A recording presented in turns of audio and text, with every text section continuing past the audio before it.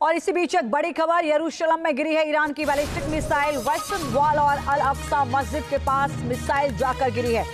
Iran लगातार Israel को निशाना बना रहा है। ईरान के हमलों को इजराइल नाकाम करने की कोशिश कर रहा है, लेकिन कुछ मिसाइल अपने टारगेट तक पहुंचने में कामयाब हो रही हैं। यानी एयर डिफेंस सिस्टम यहां मात खा रहा है कुछ मिसाइलों से। होर्मुज स्ट्रेट समंदर का वो इलाका जिसे ईरान ने अमेरिका के खिलाफ हथियार बना लिया है। ईरान ने होर्मुज स्ट्रेट को बंद कर दिया है, जिससे पूरी दुनिया में ऊर्जा संकट खड़ा हो गया है और अमेरिका लाख कोशिश करने के बाद भी होर्मुज को खुलवा नहीं पा रहा। तो इसकी सबसे बड़ी वजह है ईरान की वो मिनी सबमरीन जिनके बारूदी जाल को ट्रंप तोड़ नहीं पा रहे। देखिए रिपोर्ट।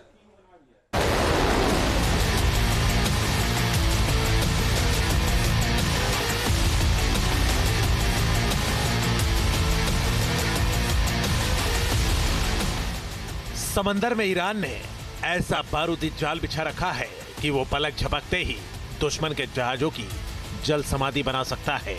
हॉर्मुज स्ट्रेट में अगर अमेरिका ने घुसने की कोशिश की तो ईरान का समुद्री सिकंदर उसका गेम ओवर कर सकता है।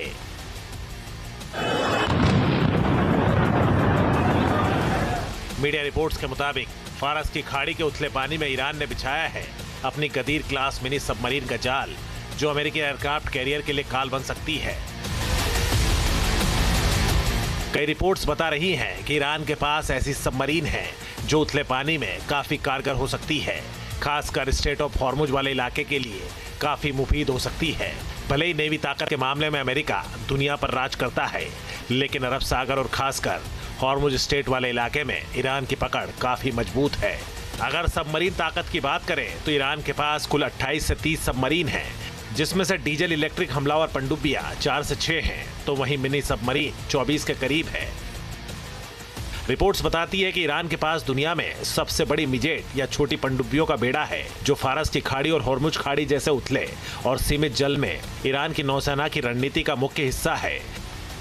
ईरान के पास गदीर क्लास की 24 सबमरीन है, तो वहीं ईरान के जखीरे में नहंग क्लास की 1 पनडुब्बी है। इसके अलावा ईरान के जखीरे में फतेह क्लास की लगभग 2 से 3 पनडुब्बियां हैं। ईरान ने पनडुब्बियों को अपनी भौगोलिक स्थिति के मुताबिक डिजाइन किया है, जिससे यह छिपकर हमला करने में माहिर है। गदीर क्लास सबमरीन ईरान की एक स्वदेशी सबमरीन है जो कम लागत वाली पनडुब्बी में गिनी जाती है। इसे तटीय मिनी पनडुब्बी भी कहा जाता है। ये पनडुब्बियां 2000 के दशक से तैनात हैं, जो टॉर्पीडो और खदानें बिछाने के साथ अब क्रूज मिसाइलें भी दागने में सक्षम हैं।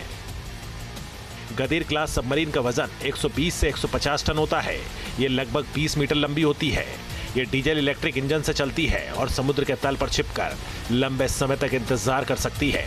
इनमें 2 533 mm टॉर्पीडो ट्यूब हैं, जो क्रूज मिसाइल दागने में सक्षम है। ईरान की गदीर क्लास की सबमरीन मुख्य रूप से स्ट्रेट ऑफ हॉर्मुज और फारस की खाड़ी में एक्टिव रहती है। ये भी कहा जा रहा है कि ईरान ने मिनी सबमरीन बनाई है। गल्फ ऑफ हॉर्मुज जो स्ट्रेट ऑफ हॉर्मुज जो खाली 33 किलोमीटर चौड़ा है, जिसके अंदर अगर वो मिनी सबमरीन चलती है वो नीचे से हमला कर सकती है, जिसके अंदर एक बारूद भरा होता है और वो डायरेक्ट अटैक करने में भी सक्षम है और वहाँ से आने जाने वाले शिप्स के लिए काफ़ी बड़ा खतरा हो सकता है। यही कारण है कि स्ट्रेट ऑफ हॉर्मुज में मूवमेंट्स बंद है और जो बाकी भी शिप्स हैं दूर भी हैं, उनके लिए भी एक बहुत बड़ा चैलेंज है। छोटी होने की वजह से रडार सिग्नेचर भी इसका कम होता है और ये काफ़ी तेज़ी से जाती है। नहंग क्लास और फतेह क्लास सबमरीन भी ईरान की ताकत है। नहंग क्लास सबमरीन एक छोटी डीजल इलेक्ट्रिक मिनी पनडुब्बी है। इसका प्राथमिक उद्देश्य विशेष बलों का परिवहन और माइंग लेइंग हो सकता है, जबकि Fateh class submarine torpedo, cruise missile और समुद्री माइन से लैस है, जो 200 मीटर से अधिक गहराई तक 5 हफ्ते तक काम कर सकती है। ईरान ने मिनी सबमरीन को इसलिए डेवलप किया है क्योंकि आकार में छोटी होने की वजह से छिपने में आसानी होती है। साथ ही छोटा आकार होने की वजह से जहाज़ों के रडार और सोनार उनका पता नहीं लगा पाते हैं। छोटा आकार होने की वजह से इनकी तैनाती झुंड में होती है। ये समुद्र के तल पर गतिहीन रहकर लक्ष्यों की प्राप्ति कर सकती है, जिससे ये हॉर्मुज की खाड़ी को बंद करने के लिए एक आदर्श हथियार बन जाती है।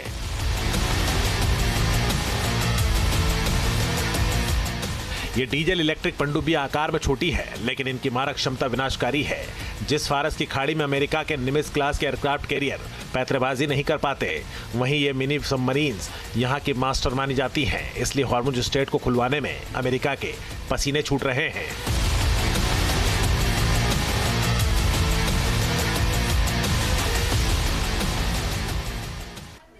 नमस्कार, मैं हूं आपके साथ हिमानी नथानी और इस बुलेटिन की शुरुआत इस वक्त की बड़ी खबर के साथ कर रहे हैं। इजराइल के तेल अवीव पर भीषण हमला हुआ है और इराकी रेजिस्टेंस और हिजबुल्लाह ने यह डबल अटैक किया है। ईरान की जो मिसाइल हमले हैं उससे जल उठा है तेल अवीव। किस कदर धधक रहा है, भड़क रहा है, ये तस्वीरें इस वक्त आपके टेलीविजन स्क्रीन पर है, जो बता रहा है कि तेल अवीव किस तरह से धुआं होता हुआ नजर आ रहा है। इजराइल के तेल अवीव पर भीषण हमला किया है।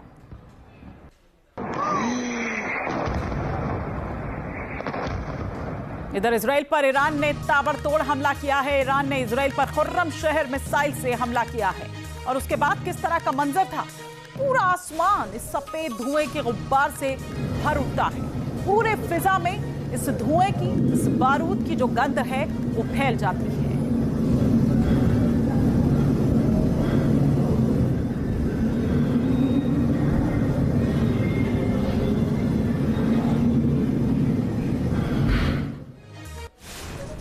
ईरान के समर्थन वाली इराकी मिलिशिया का बगदाद पर अटैक। पश्चिमी बगदाद के विक्टोरिया बेस पर ड्रोन हमला किया। इराकी मिलिशिया के हमले के बाद विक्ट्री कैंप में भीषण आग लग गई। उसी की तस्वीरें इस वक्त हम आपको दिखा रहे हैं। इराकी मिलिशिया के हमले के बाद विक्ट्री कैंप किस तरह से धधकता हुआ नजर आ रहा है। ईरान के समर्थन वाली इराकी मिलिशिया का यह हमला, पश्चिमी बगदाद के विक्ट्री कैंप पर यह अटैक किया गया, जिसके बाद यहां पर भीषण आग लग गई। ईरान ने हाइफा पर अटैक किया और हाइफा के कंटेनर स्टोरेज पर यह हमला था। ईरानी एयर स्ट्राइक में हाइफा में भारी तबाही हुई है। तो हाइफा में भी किस तरह से रह रहकर अटैक किया जा रहा है ईरान द्वारा। कंटेनर स्टोरेज जो है, ये तस्वीरें इस वक्त हम आपको दिखा रहे हैं, ये वो कंटेनर स्टोरेज है जिसको टारगेट कर अटैक किया गया। पोर्ट सिटी हाइफा की अगर बात करें हम, तो उसे बार बार निशाने पर ले रहा है ईरान। इस बीच नॉर्थ ईरान में इजराइल और अमेरिका का हमला जारी है। इधर नॉर्थ ईरान के गिलान प्रांत को अब निशाना बनाया गया है। दास्तक गांव, जहां पर शेलिंग से 2 लोगों की मौत हो गई है। तो लगातार शेलिंग वहां पर और गांव के लोग जो हैं वो उसकी चपेट में आ गए। शेलिंग से 2 लोगों की मौत हो गई है।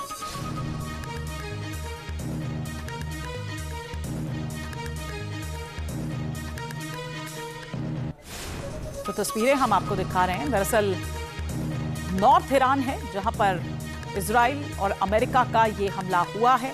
गिलान प्रांत जिसको निशाना बनाया गया है। इस बीच ईरान ने इजराइल के खिलाफ अब तक सबसे घातक हथियार मैदान में उतार दिया है। इस हथियार को इजराइल का कोई भी डिफेंस सिस्टम रोक नहीं पा रहा। ये जहां भी गिरता है तबाही मचा देता है। इजरायली एजेंसीज ने अब इस हथियार की स्टडी करनी शुरू कर दी है ताकि इसे रोकने के लिए डिफेंस सिस्टम को तैयार किया जा सके।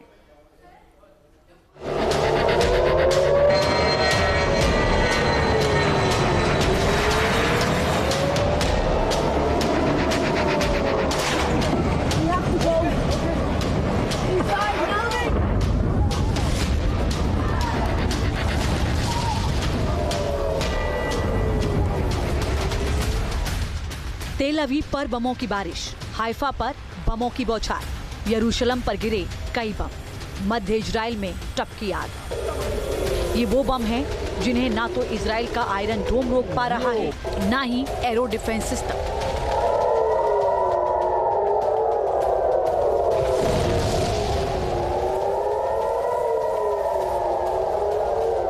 ये कोई आम बम नहीं बल्कि क्लस्टर बम है, जो आसमान से अकेले नहीं झुंड में आते हैं और जब जमीन पर गिरते हैं तो तबाही की इबारत लिख देते हैं।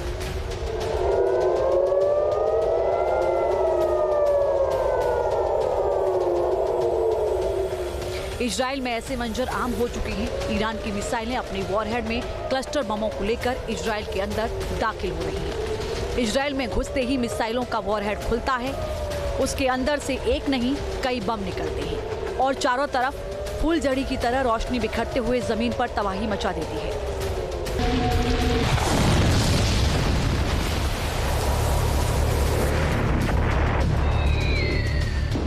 इन बमों की संख्या इतनी ज्यादा होती है कि उन्हें गिन पाना और कंट्रोल कर पाना लगभग नामुमकिन हो जाता है।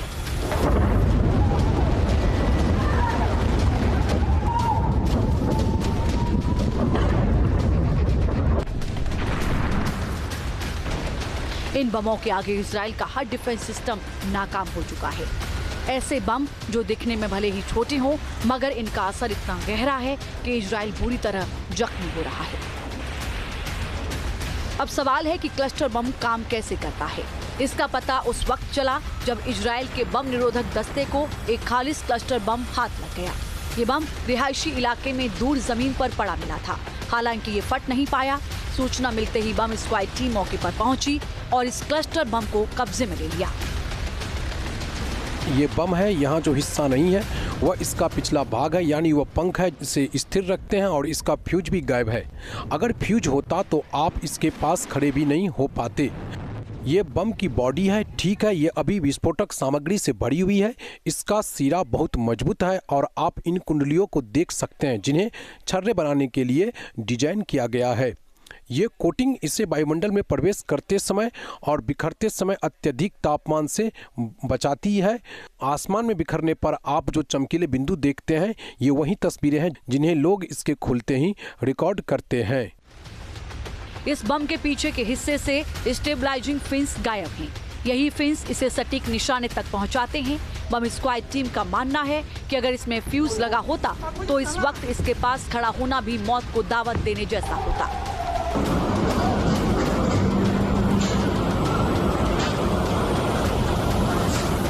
इस बम में विस्फोटक भरा हुआ है।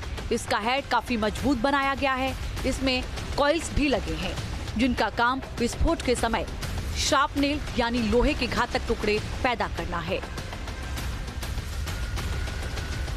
ये जमीन से टकराने पर या किसी कठोर वस्तु से टकराने पर फट जाता है।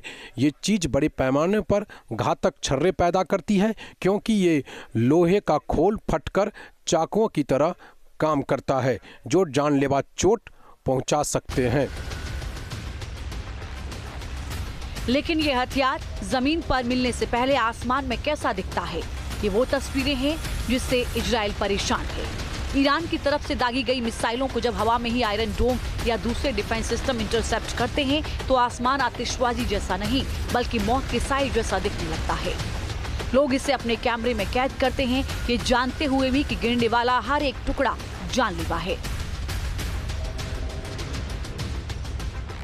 इस क्लस्टर बम का वजन 2.5 किलोग्राम के आसपास होता है।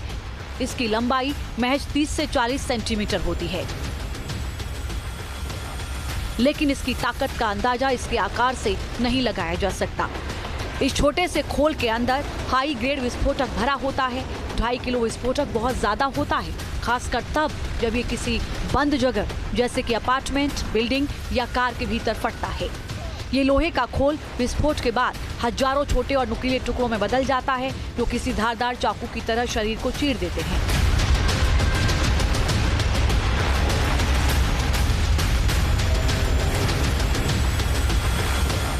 क्लस्टर बम 4 तरह के होते हैं। इनमें पहला है एंटी पर्सनल क्लस्टर बम जो इंसानों को निशाना बनाने के लिए डिजाइन किए जाते हैं। इनमें छोटे छोटे मेटल के टुकड़े होते हैं जो विस्फोट के बाद चारों तरफ फैल जाते हैं।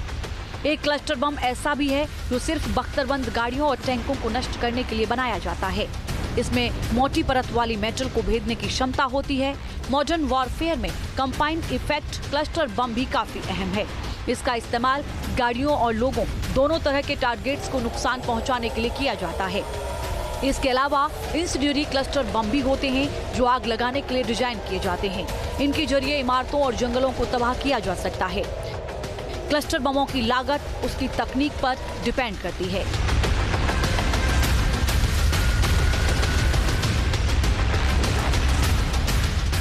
आमतौर पर 155 मिलीमीटर आर्टिलरी शेल की कीमत करीब 42,000 से 2.5 लाख रुपए के बीच होती है, जबकि स्मार्ट क्लस्टर म्यूनिशन काफी महंगे होते हैं। एडवांस्ड टारगेटिंग तकनीक से लैस स्मार्ट 155 जैसे म्यूनिशन की कीमत करीब 73 लाख रुपए तक हो सकती है। क्लस्टर बमों को कई बार न्यूक्लियर बम से भी घातक माना जाता है। इसकी कई वजह भी हैं। क्लस्टर बम एक एरिया में बड़ी तबाही मचा सकते हैं। क्लस्टर का दायरा 1 से 2 किलोमीटर के भीतर सैकड़ों धमाकों के साथ होता है। क्लस्टर बम कई बार लंबे वक्त तक दबे रहने के बाद भी फट जाते हैं, यानी एक बार ये बम कहीं गिर गया तो कभी भी बर्बादी का सबब बन सकता है। क्लस्टर बमों से 95% नुकसान आम लोगों को होता है। इसकी रेंज में युद्ध क्षेत्र में नागरिक और खासकर बच्चों को जान का खतरा रहता है। क्लस्टर बम के विनाश को देखते हुए साल 2008 में एक इंटरनेशनल ट्रीटी की गई थी। इस समझौते पर 100 से ज्यादा देशों ने हस्ताक्षर किए हैं। हालांकि ईरान और इजराइल समेत कई देश इस समझौते का हिस्सा नहीं है, इसलिए ईरान बेधड़क इसका इस्तेमाल कर रहा है, जिसकी तबाही इजराइल में देखने को मिल रही है।